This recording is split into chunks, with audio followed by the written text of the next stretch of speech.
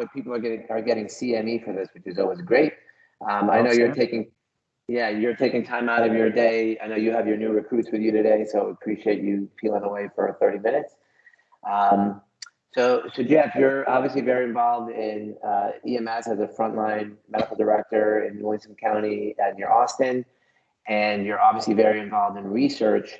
And one of the big reasons that we wanted to bring you back is because the research that you've done in the past is now becoming a springboard for something really larger moving ahead into the future.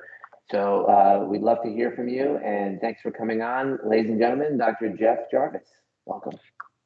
Well, seriously, Peter, I really appreciate the offer. So we did a paper a while back, and to give you some ideas, this is a paper we did on whether we can reduce the use of red lights and sirens going to 911 calls. So I think, like most of y'all, this has been a bit of an irritant to me because I think we have realized once we get past the wow, it's really cool to drive red lights and sirens to calls. What we realize is, yeah, it may be sort of cool, but it's also dangerous. This is how EMTs and paramedics get hurt. And I don't think any of us want that. As medical directors and as leaders in our organization, all of us recognize our primary responsibility is to make sure that our medics get to go home at the end of their shift. And one of the best ways we can do that is make sure they don't get killed while they're doing their job. Red lights and sirens increases the likelihood of that. Now, that might be worth it if using red lights and sirens made a clinical difference. I think all of us have been a bit frustrated from time to time at arbitrary response time requirements where we have to throw resources at getting to low acuity calls within an arbitrary number. So what we were coming up with is we wanted to get an idea, an assessment of how often we do something clinically relevant when we're running lights and sirens. And we wanted to do it in a way that presented a methodology that we could use locally to try to decrease our red light and sirens use in a meaningful way based on our data. So where this idea came from, I was actually out at one of my EMS systems at Marble Falls, and I was talking to a group of new hires, and the question came up, well, how do we know when we need to use red lights and sirens and not? And I said, wow, this sounds like a great research question. So Vaughn Hamilton, who is one of the training officers there at Marble Falls, said, he suggested, well, why don't we use the ESO data set to try to answer this question? So I said, that's a great idea, Vaughn. You're on the paper with me. Let's get two other people who both know about quality improvement and about research. I asked Lawrence Brown, who is a researcher at University of Texas at Austin, just down to my south, who has also done a lot of work both with the ESO data set, but also on this notion of red lights and sirens. He and one of his colleagues down there in Austin, Dr. Watanabe, just recently published a paper looking at the impact red lights and sirens has on accidents. And as we would suspect, they were able to document that there was an increased number of accidents using red lights and sirens. And then we also asked Mike Tagman to join. So that was the four of us who are working on this paper. Those are my co-authors. And what we wanted to see is of all calls that responded lights and sirens to the scene, we wanted to find out how often they actually did something clinically relevant.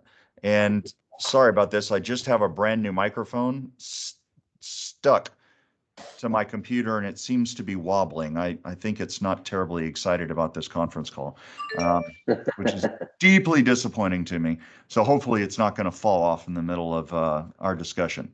So the idea is we looked at all red lights and sirens calls and we tried to find out how often there was something potentially life-saving. Now, the way we defined that was essentially a consensus-based process. The four authors took a look at every intervention that was listed in the ESO dataset. And we were using the 2018 public ESO research dataset. So we looked at that, looked at every intervention, every treatment, every type of pre-hospital alert, and we made a list and we sent it out to the authors, and each one of us ranked these things as potentially life-saving or not. And then we did a consensus panel to agree on a final list. So we came up with that list, and then we said, how often do we do one of those things at any time in the call when we go lights and sirens? So what we found, just overall, the data set had 7.5 million records. 5.9 million of those were red lights, or were 911 calls. 86% of those involved a lights and sirens response to the scene. So 86% of the time we're going lights and sirens to the scene. We had to exclude some of these calls. 987,000 of them had no patient contact. So obviously we're not going to do an intervention when there's no patient. And 483 of them had no call determinant listed. So we didn't know what the call nature was. That left us with a final analysis set of 3.8 million calls from just under 1,200 different EMS agencies. And overall, we found 6.9% of those calls that we responded lights and sirens to actually had any potentially life-saving intervention. And we were unbelievably conservative with our definition of a potentially life-saving intervention. We then broke this down by call determinant. And we said, what for each call determinant, how often did we do life-saving things? And only 25% of all of the call determinants had life-saving interventions done more than 10% of the time. So we looked at 10% just as an arbitrary threshold. Everybody can pick their own threshold, but we picked that. And we found only 25% of those calls had that threshold. Now, if we were to say, let's take this methodology and look at our individual agencies, and this is a process we're doing right now. We're getting all of our stakeholders together, including politicians who have to take heat from the citizens when the ambulance doesn't show up lights and sirens to their stub toe. So we want all of them to understand this. And that group of stakeholders is going to look at all of the interventions that are possible and help us come up with our list. So they'll have some ownership into it. The next thing we're going to do is ask them, what threshold should we use to make our red lights and sirens determination? At what point? If there is a 50% probability of us doing life-saving stuff, do you think we should go? How about 25%, 10%, 5%? I don't think there is certainly there's no literature-based answer to this. And I think it has to be a value judgment based on the stakeholders weighing the risk of lights and sirens versus the potential benefit. But if you were to come up with, say, a 10% threshold, and we were to apply a 10% threshold in this group, we would decrease the use of red lights and sirens to the scene by 47%. If you were to use a 5% cutoff on this data set, it would result in a 67% reduction in lights and sirens. Now, I don't know what the right percent of your calls we should run. I can tell you that looking at the ESO data set and looking at the NMSIS data set, overall 80% or 87% of all of our 911 calls respond with lights and sirens. My gut tells me that is too high on an order of magnitude, particularly if we're only doing something that by anybody's description could be lights and sirens 7% of the time. So it should be less. Again, not sure what the actual cutoff should be, but I think we can all say it should be much less than 87%. Now, I will tell you as foreshadowing, we have a national quality improvement effort that we are trying to kick off right now that will look at reducing red lights and sirens risk. I'm involved with it from NEMSQA, the National EMS Quality Alliance. And one of our performance measures is exactly this. It's the proportion of calls, 911 calls that you respond to without lights and sirens. So that's the measure that we're going to try to improve nationally.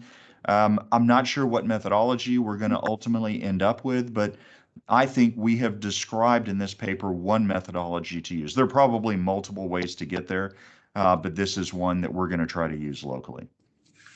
So, Peter, I think that is the gist of what we did. I am happy to answer any questions, or I'd love to hear some discussion about this. I think it's an important topic. Yeah, no, this is a great topic. For me, my first year as a medical director back in 2010, one of my best medics was in the back of what we call them rescues, one back of our rescue. And he had a guy who had an allergic reaction, but I mean, only needed Benadryl. I mean, this guy was not an ALS patient by any stretch of the imagination. And of course, they were screaming down the street, lights and sirens, and they got broadsided by one of those tow trucks that carries 18 wheelers. Like, it's the big guy, right? And thankfully, it was one of our new boxes that was,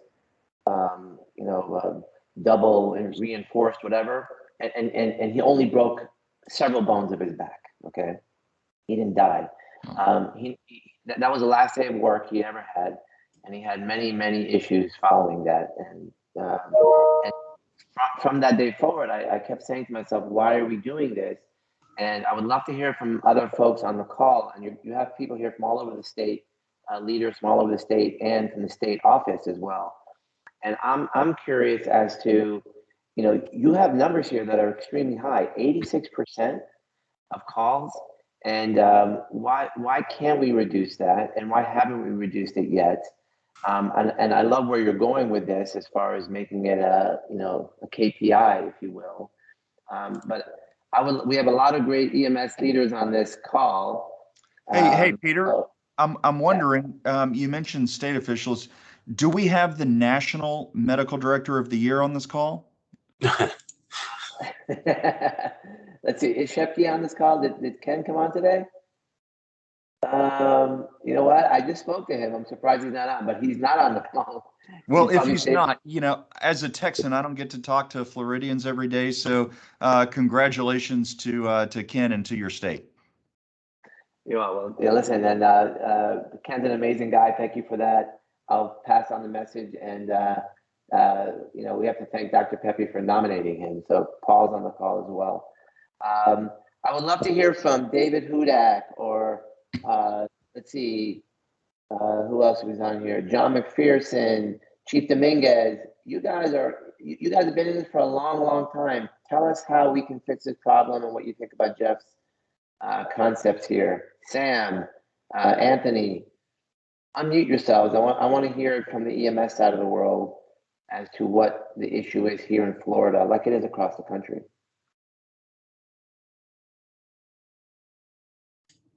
Kim, go ahead, Dr. Landry. Hey, well, good morning, everyone. I respond to a lot of calls with my crews, and I have come to realize that experience is a determining factor in how they respond to the hospital or not. I find that a lot of the younger paramedics that have less experience have a tendency to light it up and get to the hospital with a patient that I was on scene with them. Patient is quite stable. There really is nothing urgent that would require lights and sirens, but in the minds of the medic, when I talk with them afterwards, it's the anticipation that something might go wrong, and they want to just get to the hospital before that might go wrong happen. So I think the younger, the less experienced the paramedic, the more tendency they have to want to respond with lights and sirens. Man, I think you are spot on. Just looking back at my own career as a paramedic, I did exactly that. And I think we also overestimate, I should say, as paramedics, how likely it is that something is going to be done important in the emergency department. And as emergency docs, we recognize, look, if I actually get in the room with you in the next hour, you should be lucky. Things don't happen really rapidly. And when they do, it's for airway management.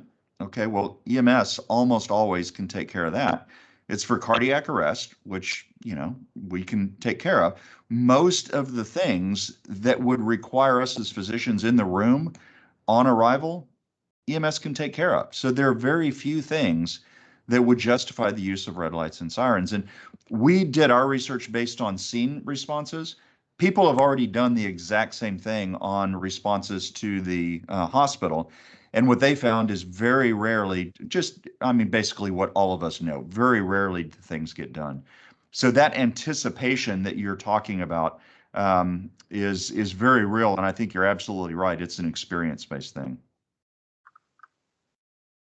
Angus, do you want to make a comment? Then I saw Jim put his hand up as well.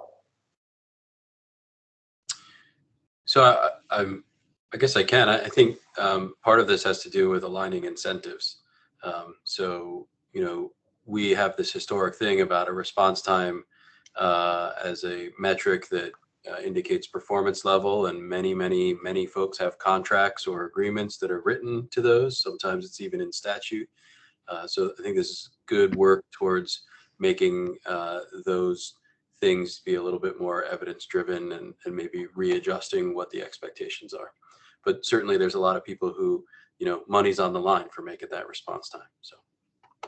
Absolutely. And if we can convince Domino's Pizza to get rid of it, hopefully we can convince our legislatures and our payers to get rid of it. A good one. Let's see. Jim, did you want to make a comment? Yeah, I did.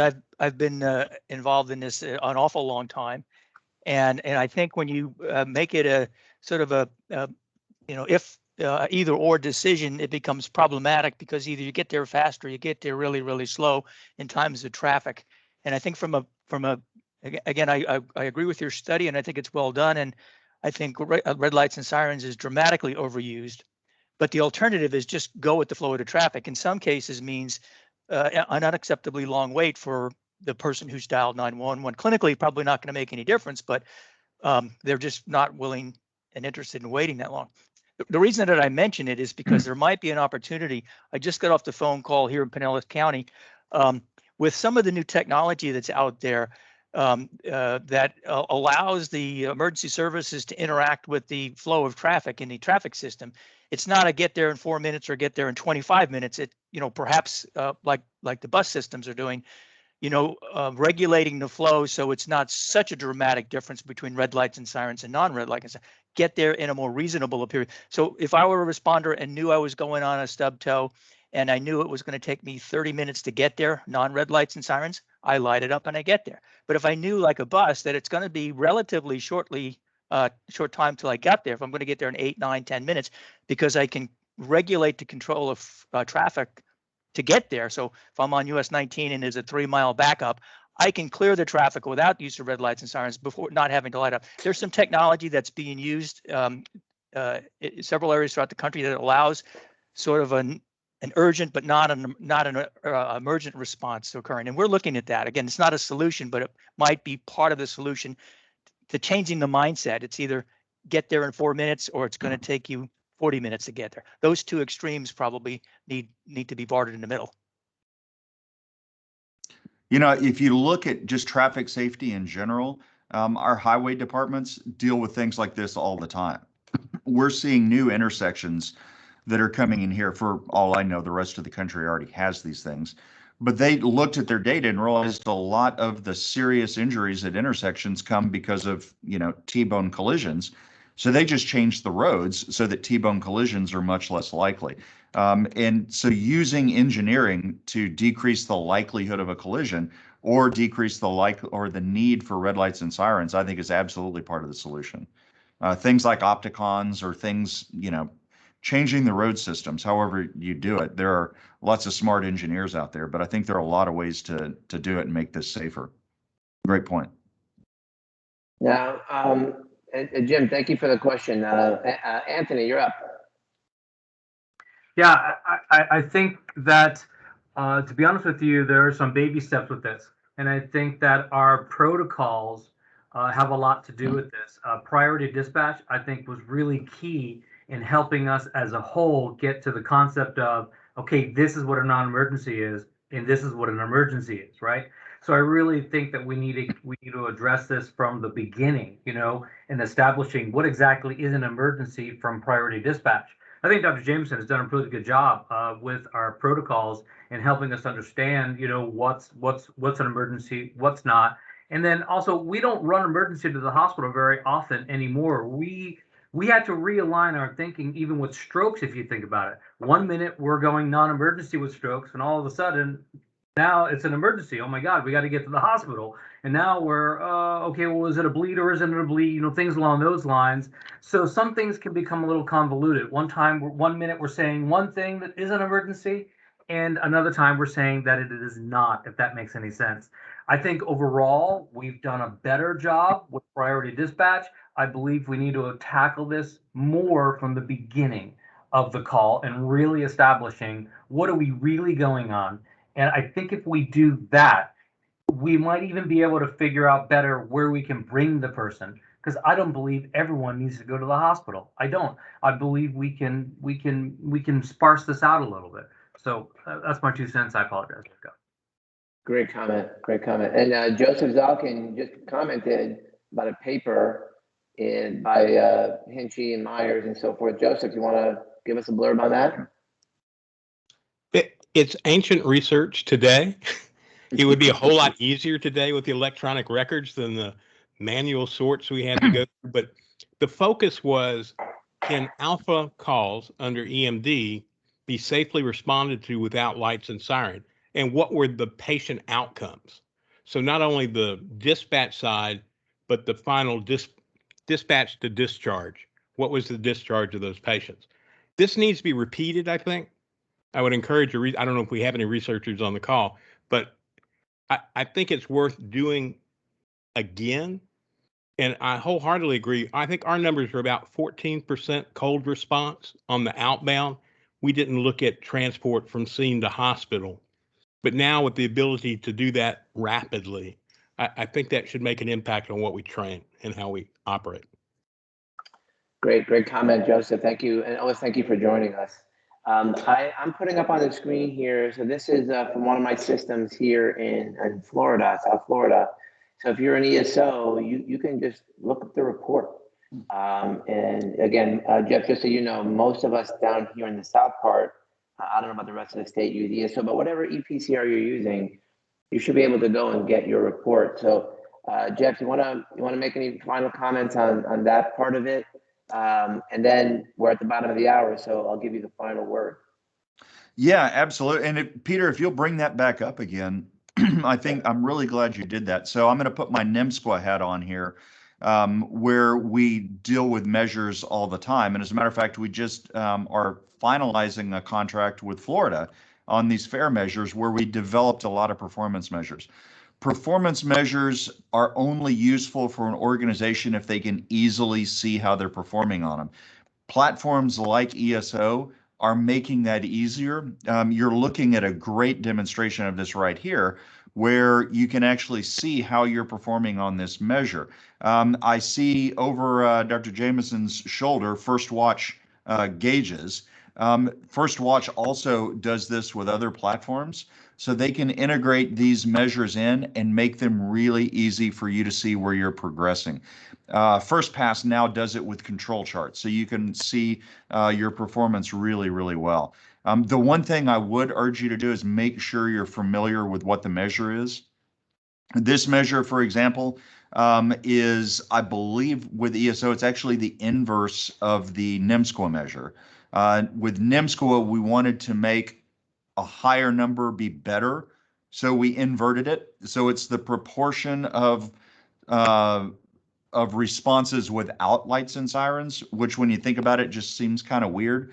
But we did that to get the number, a positive number being better. So make sure you understand what the data is when you're getting it from a vendor. Well, that's perfect. And listen, there's no doubt in my mind, and I'll say it every time I can. There's no other medical director in the state that has his numbers more down pat than Angus. He's got, like, he knows when someone, farts. It comes up on a gauge somewhere. Oh so, boy. Yeah, it's incredible. Hey, Peter. Oh, Hey, yes. Peter. Yes, we're about to end. Yeah, can you hear me? I just want to make sure everybody has. Yeah, everybody has the 130. What is it? 15 today. 1305 for the CME, correct? Yep. I had that up on the screen. I'll do it one more time before we go. As a caveat here, is that And I just wanted to have one caveat. When I looked at this back in the with a lot of runs that I was examining, like close to several 100,000 over a several year period, we looked at the events that happened with car wrecks or whatever else, and collisions. One of the things we found, we actually were able to go back and look at this closely, was that actually people had poor driving records. People had poor driving records in a sense in their private lives as well. So the other thing is to make sure as you do this, it's maybe again a small group of people that are accountable for a lot of the problems that we see, and it may have been predictable to some extent. It's very hard to do that, but it's just something to throw in there. Just keep that in the back of your mind. Okay, that thing as well. Okay. Which is, Paul, is a great comment. That's probably why, at least in my department, you're not getting hired if you have any traffic issues on your record. Yeah. You're like completely cut out. You'd be the best. Or you create a culture where everybody's part of it and keeping each other honest on this stuff. So, okay, that's all. Right. Awesome.